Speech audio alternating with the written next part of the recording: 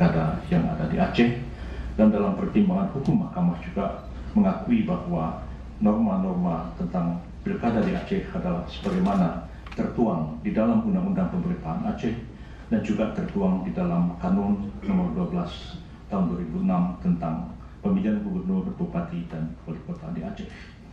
Oleh 17 TPS 1 Desa Kuala Simpang Ulim, Kecamatan Simpang Ulim, 18 Kecamatan Simpang Ulim, 23 TPS 1 Desa Pelalu, Kecamatan Simpang Ulim, 20 Kecamatan Perlak, 35 TPS 1 Desa Alukumba, Kecamatan Rantau Selamat, 36 TPS 2 Desa Alukaul, Kecamatan Yang Daud. Terima kasih yang mulia. Terima kasih. Permohonan nomor 16, silakan.